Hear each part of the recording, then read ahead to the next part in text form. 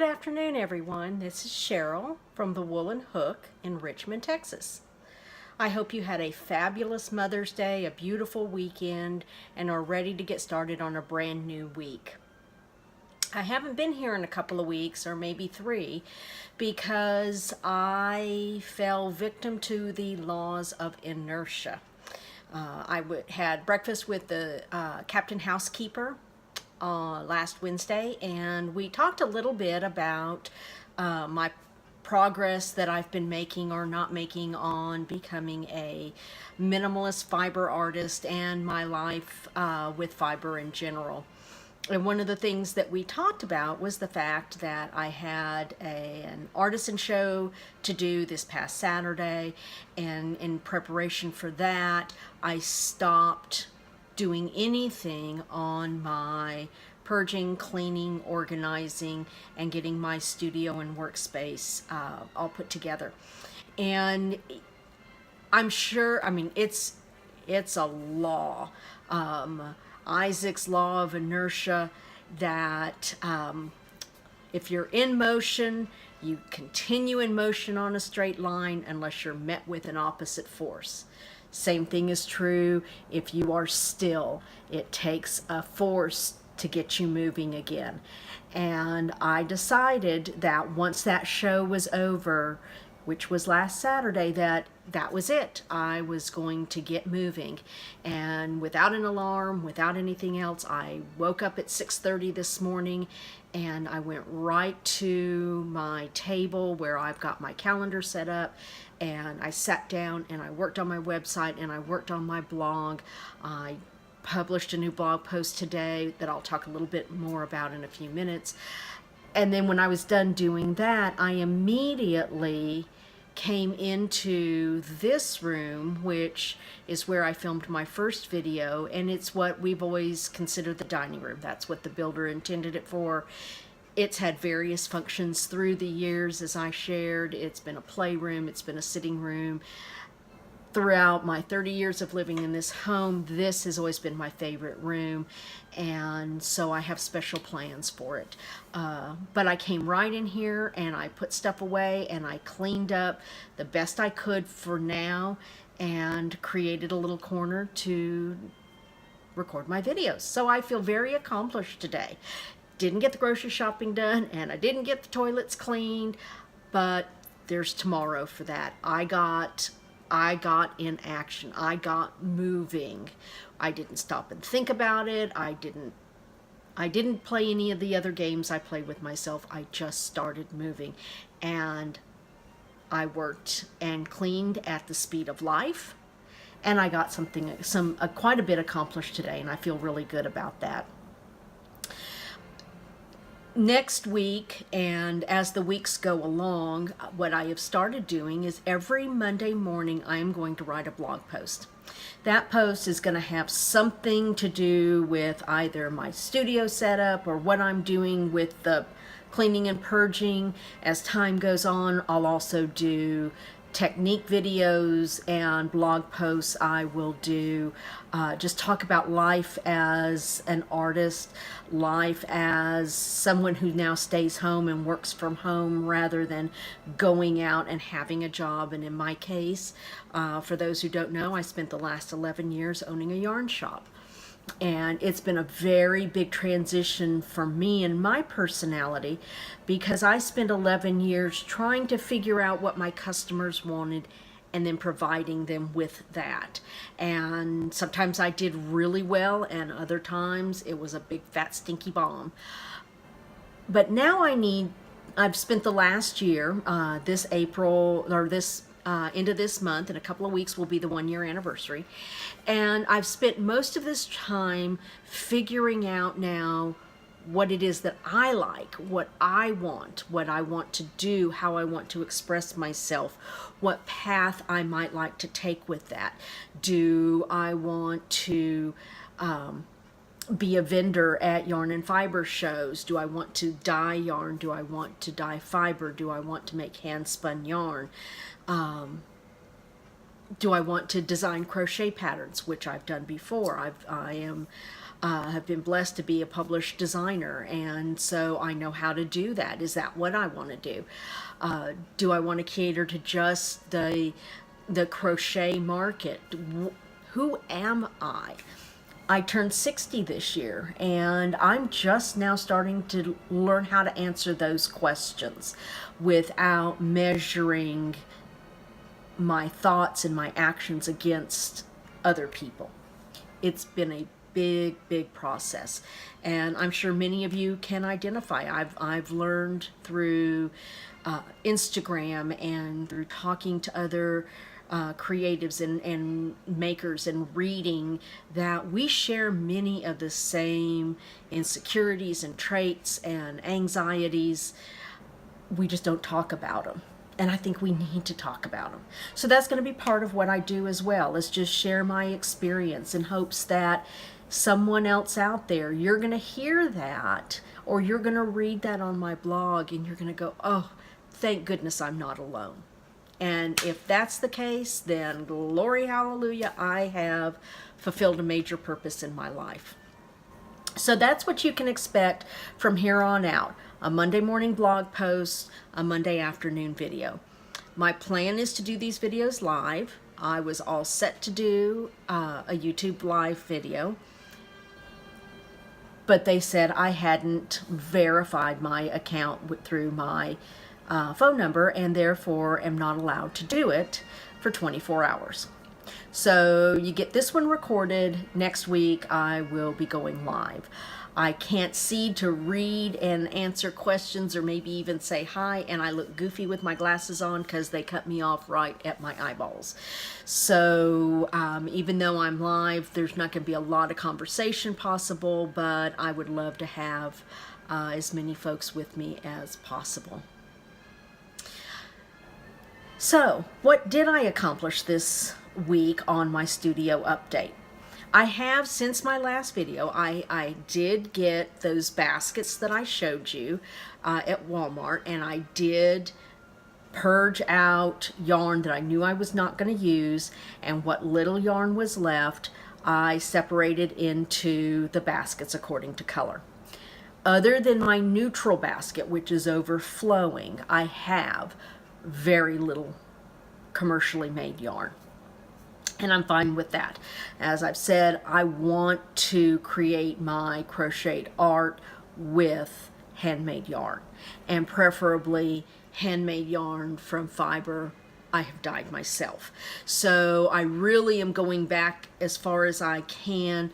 My HOA won't let me have sheep, no sense of humor, so I can't go back to the animal, but I can do the next best thing. And I'm working really hard to use local wools and mohairs. Texas is the #1 mohair producer in the country, and 1 or 2 in the world.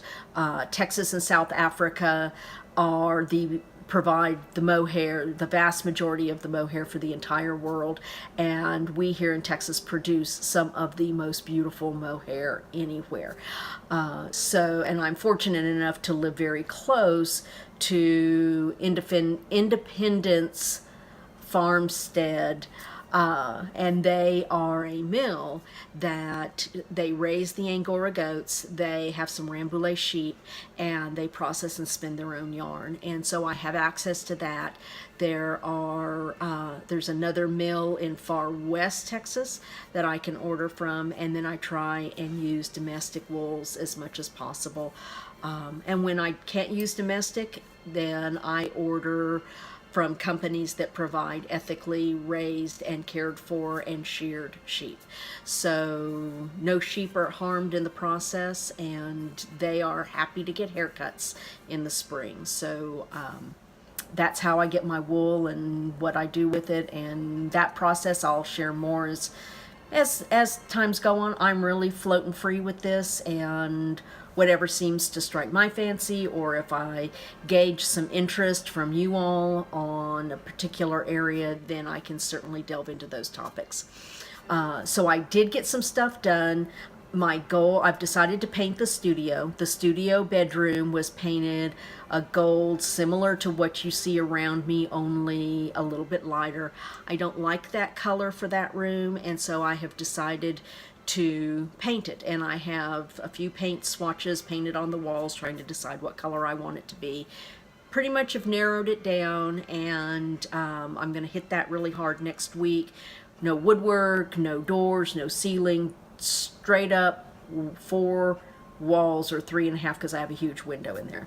And then I'm going to move one of these bookcases behind me into that bedroom. And so on either side of my big window, I'll have a tall bookcase that I can store most of my necessary things, freeing up the table, the floors, all that for other things. And I talk a little bit about that on the blog of kind of what my vision for that is. I really wanted my studio space to be pretty as well as functional, and I came to the conclusion that that just isn't possible. So I've separated out, and that's going to be the workhorse room. It can be made pretty, and I'm going to have a sleeper chair in there for my mom when she comes to visit. But it's the workhorse room. That's where I'm going to pack and ship my Etsy orders. That's where I'm going to card wool, prep wool, which is a very messy process. That's where I can use that space to set up a table to put my blocking board on if I've crocheted something that needs to be blocked, or just set the table up so I can have a large workspace that can stay messy, and I close the door and I walk away. But there will be a place for everything, so when that project is finished, I clean it up, I put everything back in its place, and the room looks good again until I need it for something else. That's as pretty as that room is going to get. This room has always been my favorite room in the house. I turned it into a sitting room years and years ago. It used to be where I'd get up when I had to drive into Houston to work. I'd get up very early in the morning and I'd have devotional time by candlelight in here, and it's just always been my sacred space. So I've decided that this room is going to be where I do my creating. Once the messy stuff is gone, I can spin yarn in any room in the house, pick my spinning wheel up, move it around. If I'm using a drop spindle, same thing. Crochet, if I've got one crochet project going, which I'm trying really hard to be monogamous with that, then I have that one crochet project and I have something to put it in when I'm not working on it, and I move on. So this room, and I will take pictures, there's pictures on the blog, so I urge you to go take a peek at those so that you can kind of see what I'm talking about a little more clearly. But this room, I couldn't figure out what to call it.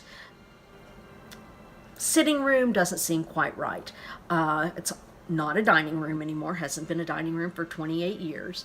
So I looked up on the online thesaurus and for different words for parlor, thinking about the old-fashioned word for a room where people come to visit.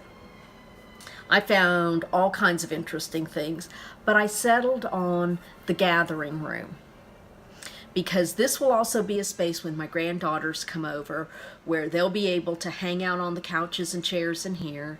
I've got games, I've got colors, I've got things like that. We'll play in here, we'll hang in here. There's no television in here. Television, you can hear it from this room, but you can't really see it thanks to very tall furniture that we just recently bought. This will be our gathering room where I can gather with my granddaughters, with my friends. If I decide to have my yarn friends, my fiber friends come over, this will be the room where we will gather. My antique spinning wheel back here doesn't work anymore, unfortunately, but I think it's stunning. I have a very, very old skein winder that I think is a sculptural work of art, and I want it displayed in this room. I love to look at my drop spindles. I love to look at my specialty crochet hooks. I want all of that stuff around me, but I want it in a decorative and beautiful way. And so that's the goal of this room, is to have it be a gathering space filled with love and creativity and family and friends. So stick with me during this journey. I will periodically update you on the progress of the room as I recover furniture and move IKEA bookshelves out. The only thing I'm going to buy for this room will be some kind of an antique cupboard, pie safe, something that I can store some stuff on, but I want it to have some history. I don't want something clean, spanking new. I want the feel of history. I want cozy. I want this to feel like a farmhouse room where women and children from years and years and years ago would gather to spin their wool, make their cloth in order to care for their families. That's so important to me. And although I don't have my family except my husband and my dog at home with me anymore, there are still many ways that we can do that. So the only other thing I have to offer that I accomplished this week, and I encourage you to accomplish if you are going to set out on any kind of a clean out, purge, organize kind of project, is to prioritize, because it's so easy to get overwhelmed by all of the stuff. That was part of my inertia, was I had put stuff in this room and in the bedroom and I couldn't move, and it was overwhelming. So set some priorities. What's the most important thing for you to accomplish? I reference again the book that I am listening to, Decluttering at the Speed of Life. And one of her suggestions is to start at your front door and work into the house, so that when you walk in the front door, what you immediately see is tidy and clean and clutter-free. I did that with my living room in my open concept home, and there's again pictures and some narrative on that on the blog. But I can now walk into my home and not see piles of junk greeting me, and it is so refreshing. I enjoy being in my living room. I enjoy walking into my home again, and I can't tell you the peace of mind that gives me. So that's it for this week. What I've got on my schedule for the rest of the week is I'm teaching a free form crochet class at the Blue Ridge Fiber Festival in Sparta, North Carolina on Sunday, June 3rd. So my husband and I will be leaving in a couple of weeks to make a road trip out of that. So my next couple of weeks, in addition to setting aside some time for painting the studio, I will be doing class prep, finishing up any samples. I'm pretty much done with that. I've been playing with it over the last month or so, but I need to write up my teaching notes, my handouts, get the little packets all ready. I like to really treat my students with a lot of goodies and a lot of information. So I've got my work cut out for me, but I enjoy doing that, so there's no stress. I just sit down at my iPad and I type my little heart out and send it to the printer and then make it look all pretty. So that's good. So I hope you have a great week. Next Monday, hopefully I can be live and we can take this the next step down the road to being clutter-free and creative. And I'm taking a cue from my friend Drew, Captain Housekeeper. He ends all of his videos with a little saying that inspires and motivates, and I found one that speaks to me because, like I said, I'm 60 and just now figuring all this out. So my thought for you this week and every week is, it's never too late to be who you were meant to be. Thanks everybody. Have a fabulous weekend. I'll see you next Monday. Bye.